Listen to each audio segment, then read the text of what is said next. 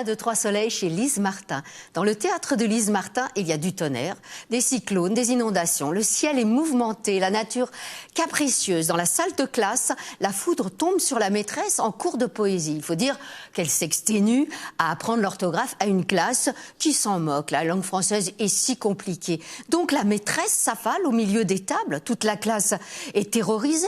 Le ciel lui tombe sur la tête. Elle a honte. Elle voudrait guérir la maîtresse avec des loukoums, avec des gris-gris, avec du gingembre, mais pour se consoler, pour la consoler de la violence de la tempête. Mais la classe est comme Jupiter qui envoie la foudre. Finalement, tout cela, c'est la faute à Rimbaud qui s'en va sous le ciel avec sa muse. Parfois, le ciel bouge quand même, clopin-clopant. Qu'y a-t-il au-delà du ciel? C'est ce que demandent deux enfants qui regardent d'abord le blanc, puis le bleu du ciel. Mais ils ne voient pas la même chose.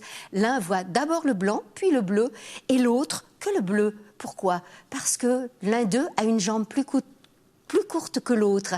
Alors, il se hisse sur sa grande jambe pour voir le bleu. Alors, on ne voit pas les mêmes choses. Dans le ciel, on ne voit pas les mêmes choses en même temps. On a une météo différente. C'est étrange. Chacun voit son monde, mais en changeant de place. Finalement, nous sommes pareils. Deux ciels coexistent, deux bulletins météo. La pluie se met à tomber, cette fois, pour les deux de la même façon. Un arc-en-ciel se dessine. La merveille météorologique qui promet le bonheur, comme le croyaient les Grecs dans l'Antiquité.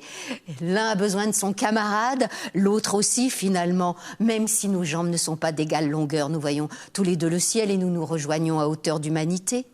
Mais le ciel pèse lourd aussi. Il fonce sur nous en explosant. Il fait un énorme fracas parce que d'autres le font exploser en déclarant la guerre, même aux enfants. Et la petite Lou en fait les frais. Une nouvelle météo surgit. Une météo de flammes, d'acier, un orage de feu, de cendres qui fracasse les oreilles, qui font casser le monde et qui le calcinent. Mais pas pour Lou qui cherche ses parents, qui ont disparu dans le ciel éberlué. Alors, il est l'heure de danser la rumba pour s'amuser. Chant et percussion, danse de salon en couple ou tout seul.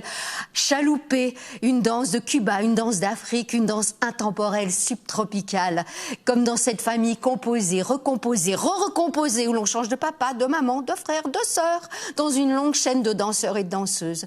Finalement, surgit l'arc-en-ciel, alors soufflent les alizés de Lise Martin, vigoureux ou languide, pour les lecteurs océaniques. Aux éditions Théâtrale Jeunesse, Un truc par cœur, Au-delà du ciel, Rumba, aux éditions Lanzmann, Fracas, Les silences de loup.